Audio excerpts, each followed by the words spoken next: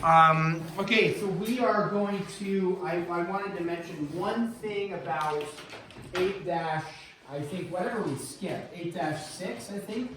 We just said, all right, we're going to skip 8-6. I guess there's two things on 8-6, which we're not going to do any homework problems on, because there's really not, it's not necessary to do the homework problems on it. But I just wanted to mention two things that at some point you may see, I guess, or hear, and then I'll be like, oh yeah. And it's fairly self-explanatory. Meaning this. So this is just two little things from 8.6. We're not going to do problems. The two things are this. If you have an equation, x squared plus 2x plus 5, whatever. This is quadratic, right? Quadratic. That tells you there are how many roots, solutions, answers, zeros. How many would there be? When you go to solve this, how many answers do you come up with? Two. Even if they're imaginary, right? You still come up with two answers. And so either it crosses in no spots, which would be two imaginary, two spots, which would be two reals, or one spot, one double root. But either way, you get two answers, okay?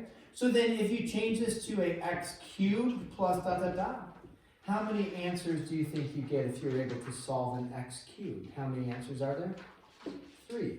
It'd be like 1, 2, and 3. Or you could have 1 and then 2 imaginary, like that. Or you could just have one that looks like this and it'd be a triple root right there. So then if this was y is equal to x to the 4th, how many roots do you have? 4. And if it's y is equal to x to the 20th, okay, how many roots do you have? 20. So, and they may be 20 imaginary, right? Or it could be a combination of some sort. Okay, that's all that is. That's one of the main things from 8-6. And then the other thing is, which we actually already knew this, is imaginary roots always come in conjugate pairs. So if I told you 4 plus I is one of your roots for an equation, what do you know the other root has to be? 4 minus I. So imaginary roots always come in conjugate pairs. So you can never have a singular imaginary root. You're always going to have 2. And that simply stems from the idea that you do the plus or minus the square root of something. And to get imaginary out, you have to have the square root of something. Therefore, plus or minus the square root of a negative. So you'd have the square root of imaginary. So the positive and the negative version of the imaginary. So they always come in conjugate pairs. All right, so that's all it was from 8-6, was those two things.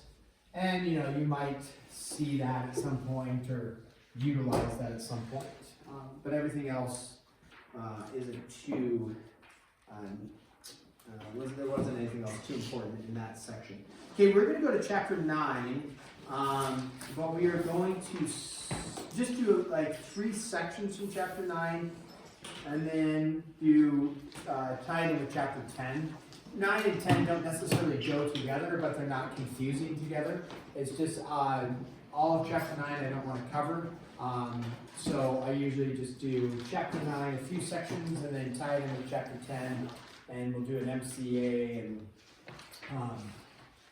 on it, but it'll be in conjunction with chapter 10. So chapter 9, the first thing we are going to review from chapter 9 is the distance formula. Remember this from geometry? Oh, yeah, hopefully you do. We use this all the time in geometry. Distance formula, okay? And then we're going to do the midpoint formula as well.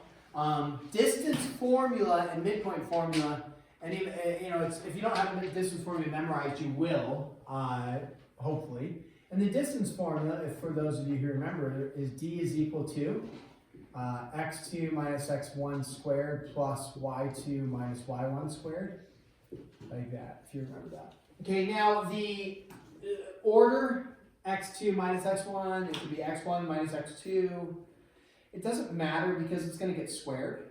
So you can actually get away with, if you mess this one up on like this, the slope, it matters. Like if you go x2 minus x1, but then you went y1 minus y2, it actually doesn't matter because they're both going to get squared, both become positive, so it doesn't matter.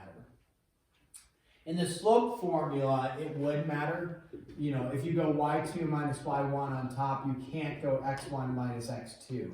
That would be incorrect. You have to follow the same order. But in general, just follow the correct order. Don't mix and match the orders, but you can get away with it there. Now, the distance formula, anybody know what theorem it actually comes from? The Pythag theorem. And let's just do this little to show you where it comes from. There's x1, y1, some coordinate. Here's x2, y2, some coordinate, okay? And if we were to draw a right triangle like this, we then have a right triangle, and what we could look at is, if you wanted to find the distance, this would be over x1, this would be over x2.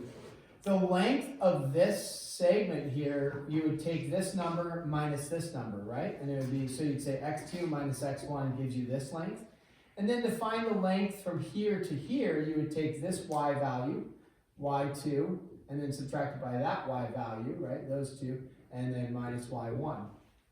Okay? And that would be the distance. That's how you find a distance between two things. You just subtract them right on a number line. So then we look at this, we say, okay, if I was going to do the Pythag theorem, it would be a squared plus b squared is equal to, and we don't say c, we would just say d for the distance, and then it's d squared. And then that would be this squared plus this squared, done, is equal to d squared, which you take the square root of that. So that's all the distance formula is the Pythag theorem on a coordinate plane. Midpoint formula is, remember the midpoint formula is, it's really x comma y is equal to, remember it's just the averages of your x's. So in this case, it doesn't matter if you go x2 and x1 or whatever, y, and then the average of your y's. Most common error on the midpoint formula is people subtract these. And they naturally do that because the distance formula you're subtracting, the slope formula you're subtracting, so naturally you would subtract when you have an x and x1 and an x2, right? It's pretty natural to do. So that's an error that people make. The midpoint, middle, just think average, right? Trying to find the middle, you're just finding the average of something. All right, so there we have a couple, so we have the distance formula, the midpoint formula, and then let's do this, just some examples here. And let's say we have, so we're going to find the distance and the midpoint for this. So this will be number one. You're going to be given two coordinate points. Let's start ourselves off with a 1/2 and a -1, and then a -1, comma 1. Okay, so there's your two coordinate points. And you want to find the distance between the two and the midpoint between the two. So go ahead, find those real quick. And then it does ask for simplest radical form if it does give you a radical for the distance. If it's like the square root of 7, you would just leave it as the square root of 7 for the distance. So go ahead. This one I think will work out where I think it'll work out where it's not a radical. It'll be a perfect square. And if you don't remember, you can just check with your cheat mate, or just follow the distance formula, plug in the numbers, and then for the distance and then the midpoint.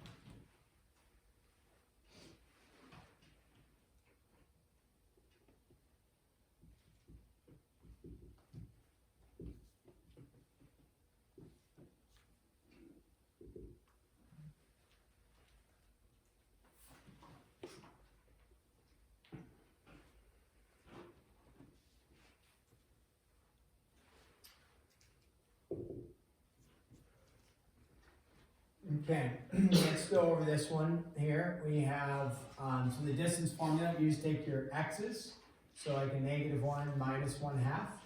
Again, you could go 1/2 minus a -1, it doesn't matter. And then 1 minus a -1. And so then we simplify that out. That's going to be a -3/2, right? So a -3/2, which would be 9/4 plus 4. On that, I believe. And then that is going to be the square root of, what, 25 over 4? And so then that's just going to be 5/2 for that. So there's your distance, 5/2. Okay, so then your midpoint is, you take the average of your x's, and so you just remember you add these. So if it's 1/2 plus a -1, so it'd be 1/2 minus 1 over 2. And then -1 plus 1 over 2, which is no problem that you get 0 there. And so this is a -1/2 divided by 2, so -1/4, and then comma 0 like that, okay? And it's fine to have a midpoint of 0. If you're like on the test and you have time, you could graph these two and and see does the distance seem reasonable, and then does the midpoint seem reasonable? Just do a quick sketch on both those, okay? So not too much difficulty there. What happens when you get into one -AB? So -AB, and then you have 2A and 4B. So this one is going to be, when you do the distance formula, the midpoint formula, it's not going to end up with a numerical answer because you have a variable expression, right? And so some of the challenges as you progress in math is that you end up with variable type expressions rather than numerical values. And so it's like, we want to find the 5/2, we want to find the -140, but we end up with things like, hey, if it's in a variable expression, we have to be able to be comfortable working with variables.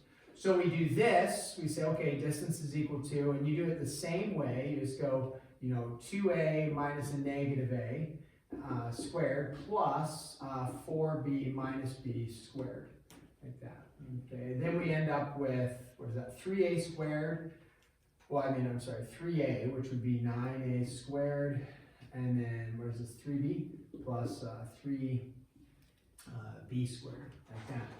Now here, this is going to be 9, right? Because it's 4B minus 3B minus B is 3B, 3B squared would be 9, 3B quantity squared would be 9B squared. Here they're going to want the simplest radical. Classic error is to do what? Square root of this would be the classic error, is to write 3A plus 3B. Understandable that you'd want to do that, right? You see a perfect square, perfect square, perfect square, perfect square, just cancel, right? Well, it's attached with addition, so you got to know your rules, and the rule is you can't do that. So even though it looks like you can, you cannot. So that would be incorrect. What you can do, though, is factor out the 9. So you'd have a squared plus b squared. And now, since you have multiplication there, you can do 3 square root of a squared plus b squared. Again, you want to cancel out the square roots, but you can't because it's attached with addition. So we end up with 3 times square root of a squared plus b squared. And that is what we have. And right there. So you can't go any farther, and that is that. The midpoint, okay, is just going to be the average of the x's. So, -a plus 2a divided by 2, comma, b plus 4b divided by 2. And you end up with a over 2, comma, 5b over 2. And you can't simplify anything there, and so that's where you leave it. On that. Okay, so now we get to one of the problems that we did in geometry that a lot of people, not you guys I'm sure, but a lot of other people struggled with. Okay. And what it is you are given this. M is the midpoint of, use the right letters they do, PQ. Okay.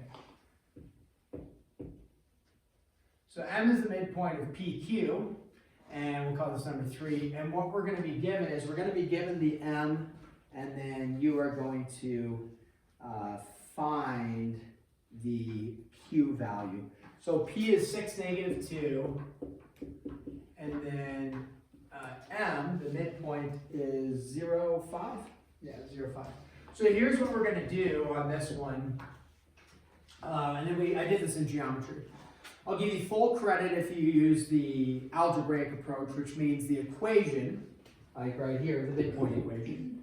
And then if you don't, you just do the counting method, which does work for most of the stuff we're doing, like on this type of problem. I'll give you half, or I don't know, maybe even more than half, but I won't give you full credit, okay? But it's like, okay, I don't want to study the algebraic approach, I can do the counting method, it makes sense, great. So again, as you progress in math, the goal is being able to utilize equations that you know, plug in, solve things. So that's why full credit for the equation. Here's the equation is this. When you go to find the midpoint, like we have over here, right, m sub x sub y, what you're finding is an x value and a y value by plugging in, right, two x's and averaging them, and you find this is the midpoint value and the midpoint value. So really what you're finding is that if you, I'm gonna make this equation, maybe you remember this from geometry, x sub m is equal to x1 plus x2 divided by 2. X sub m stands for the midpoint x value, the x value of the midpoint. And then the y value of the midpoint would be just found by doing the average of your y's together like that.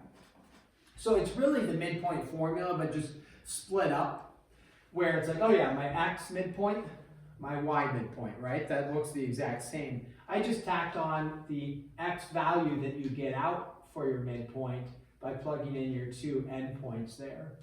And what we have, let me erase this, okay? What we have here is, you know, if we were to draw this, 6, 4, 5, 6, -2, there's your p-value, 0, 5, 4, 5. Here's your m value. So what we know is that we have our m value, right, 0, 5. We have our p value, 6, -2. What we know is our q value, if m is the midpoint, right? Our q value is going to be somewhere over here, whatever that is. Okay, so that's like we're saying, okay, we have this and this averaged to find this. The thing is that we don't know this x and we don't know this y, right? We don't know that. So the formula would state that we know our x value of the midpoint, that's 0. We don't know our x value. It doesn't matter which one we plug in, I'm just going to do this. We do know one of our x values is 6, we don't know our x value, the other one is 2. And so we'd say, okay, multiply both sides by 2, you get out 0, x plus 6, x is equal to -6. So what we know is this x value now is -6. So we know we would have to go over 6. And then to figure out how far we go up, we already know our y value of our midpoint. And then we don't know one of the y values. And then we say -2 for the other y value. So 10 is equal to y minus 2. Y is equal to 12. Add the 2 over. And now you have your 2 points. Your x and your y value. Okay? And so there's the algebraic approach. You plug it in the formula, you solve for x, solve for y. The counting approach, which works for most problems until you get into like some sort of kind of radical or decimals, it becomes difficult counting. But I don't know if you actually have any of those. You do have one with the variable expression. So, but the counting approach is this, is you just, since you know it's the midpoint, you know you're going to go over some amount from here over to here, sorry, on the x-axis. Whatever that amount is, you know you have to go over the same amount this direction. So you say, okay, to go from here to the midpoint, I had to go over 6 units, right? And then from here, the midpoint to here, I know I also have to go over 6 units. And so you can just count. I went 6 to get to 0, and then 6 to get over here, which means this is at -6. And then you count up and saying, I went from -2 to get up to 5, so that's a change of 7, and then from 5 up to whatever, it has to be another change of 7, and so therefore from 5 with a 7 gives me the 12, and that's a good counting method. Yeah, isn't it? Oh, yeah. So that's the counting method. If you use this method, great. We'll give you 3 out of 4 points, let's say. Show me find that and then confirm it with the algebraic approach, and then you get full points, right? That's fine. So there's your 2 methods on that. All right, the last thing that you'll have to do is a problem that determines, working with a triangle on a coordinate plane, and then talking about isosceles triangles and whatnot. What is an isosceles triangle, right? A little geometry review. Isosceles, so we're going to have vertices, A, B, and C, and then determine if it's an iso triangle, isosceles triangle, and that's the determine if it's an isosceles slash right triangle. So there's 2 things, right? It's isosceles slash right triangle, and then if it is, if right, then find area. Doing some terrible grammar there. All right. So you're going to be given coordinates. You're going to figure out if it's a right triangle or not. If it's a isosceles triangle, and then if it is a right triangle, you're going to find the area.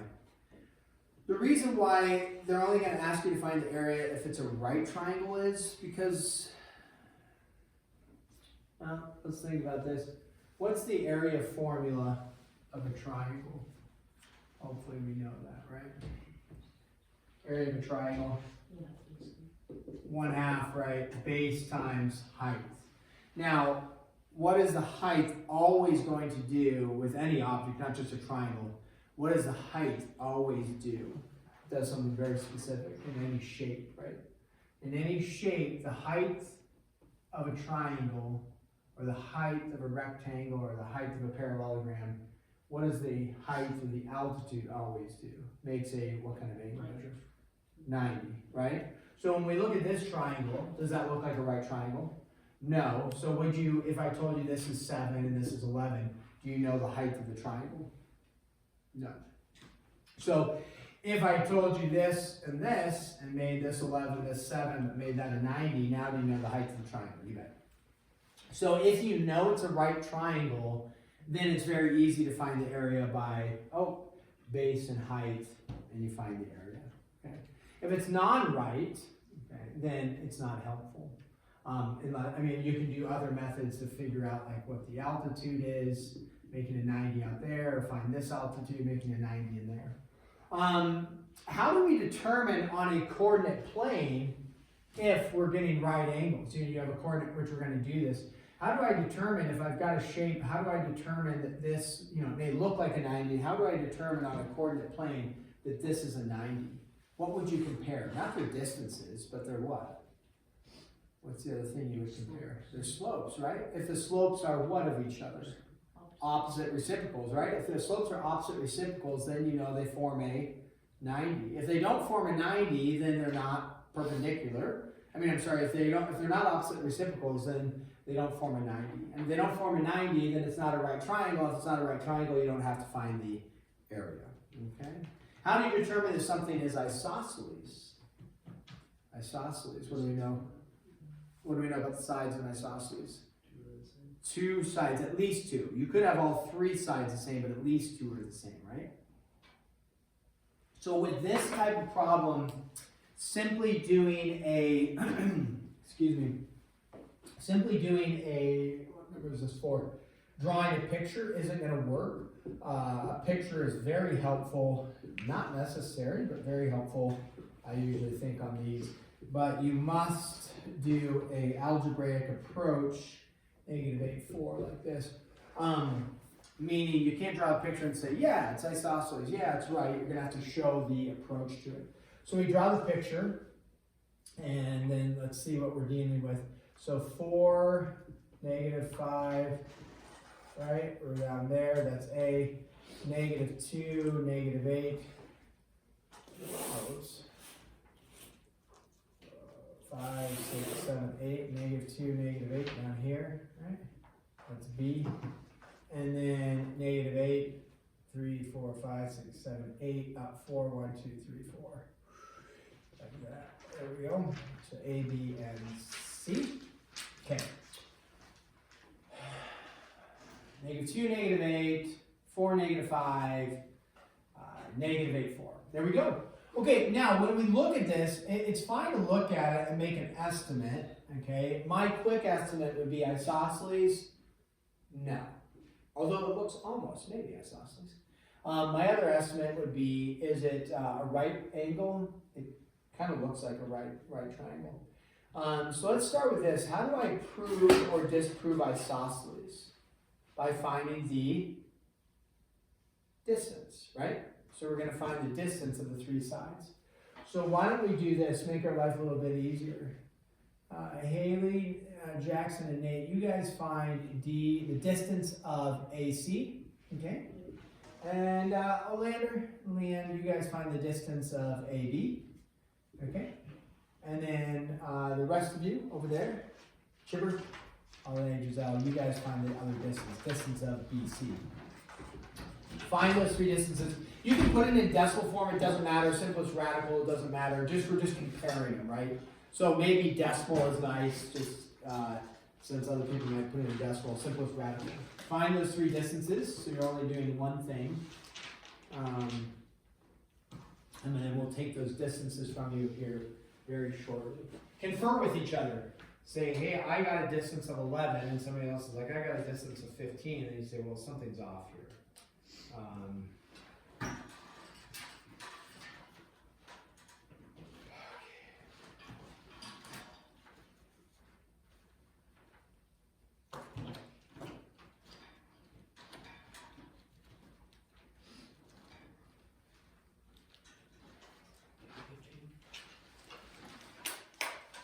Shouldn't take too long. You're just finding one distance, plugging it in, cranking it out. Decimal's no problem. I guess if somebody else doesn't do a decimal, we'll have to compare, roughly. So, but a decimal is fine.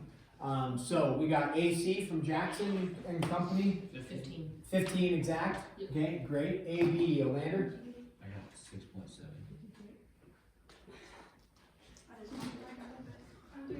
6.7. I mean, it seems reasonable based off our picture that it's less than AC, so I'll go with it.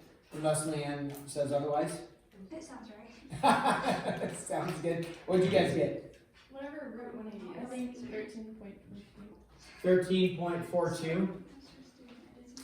Yeah. Okay, 13.42 seems reasonable as well. By the look of it, it looks a little bit less than AC. So I think we're okay identifying that this is not a ISO. So no ISO. Okay, no ISO. Do they still say ISO in basketball? Yeah. How do they do? Okay, that's still a phrase. Yeah. ISO. All right. Is it to like isolate yourself so you're going to go one-on-one? Yeah, one-on-one and like you can't opt in, so dunk it. Yeah, ISO. Okay, here we go. So no ISO. Okay, how do we determine right triangle? You could look at the picture and quickly determine if you've done the picture somewhat correct.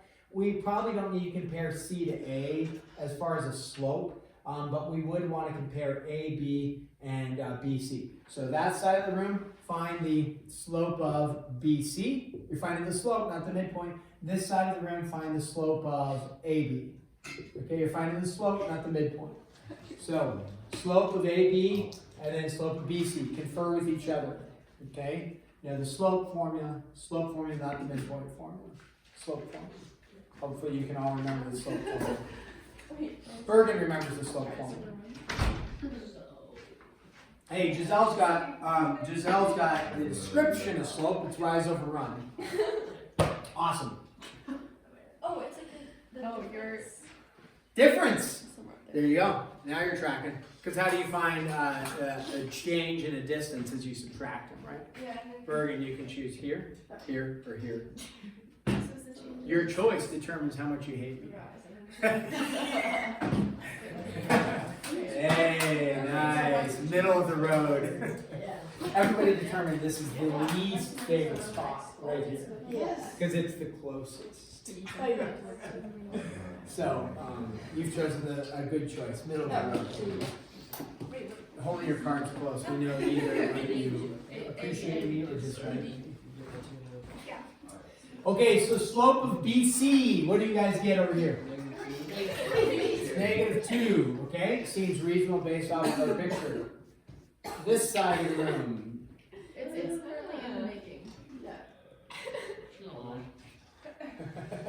on, Giselle. Come on, guys. Come on, guys.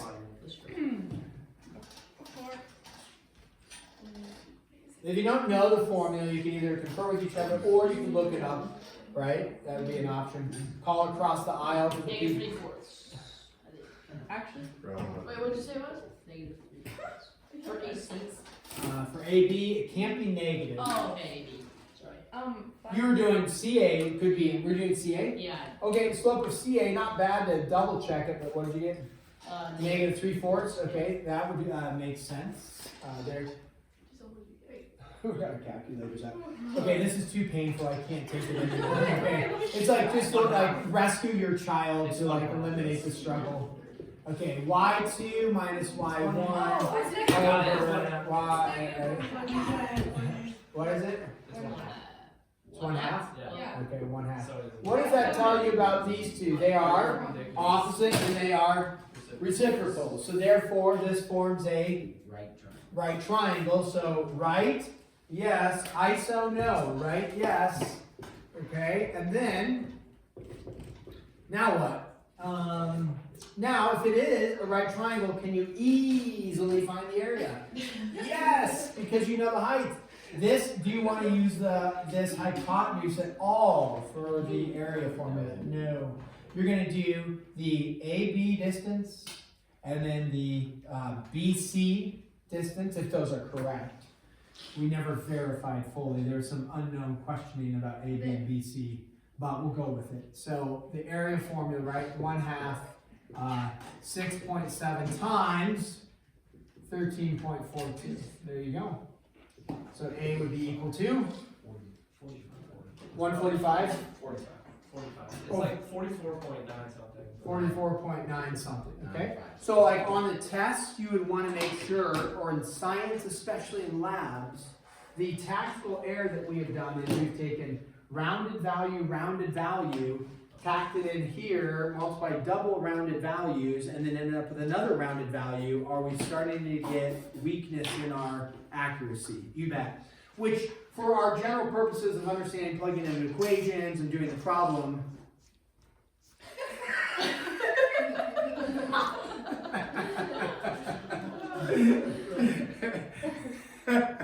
the answer is, the answer is, I just want to be home in bed. Yes.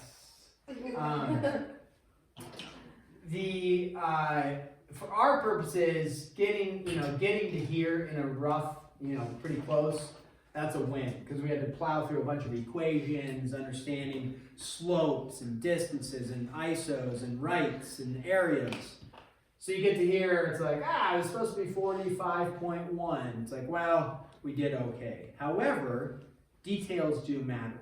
So as much as you can, make sure to be using exact values with the radicals, like over here, or using several decimals out to ensure that you're going to be accurate to several decimals out here, okay? So I'm not going to force that hang up on the details like that. I'd encourage it, but if I gave you this problem, the fact that you could get to here, here, here, here, here, here, that's a win. That's a big win. That'd be a big win. Not that it's extreme math, it's just a lot to remember in some ways. Okay, so your homework is going to be for 9-1, page 404, numbers 1 through 25, Bob. And then I'm just going to tack on just a couple evens, and we will go with, let's go with number 6, number 20, and then 22. I'm sorry, 26. 26, like that. Okay, so this one we'll aim to try to get it done tomorrow, although it can be a little laborious, so if we're getting hung up, we got a lot going on. We could have it due whatever today is. Like have it due Friday. We could do the delayed learning process is fine, especially with all the sickness. So let's have it due on Friday is fine. Not that it's extreme amounts of work, but have it due Friday. We literally signed 16 probably. But due Friday. We'll go on to 9.2 tomorrow, Lord willing, if I'm here and you're here. So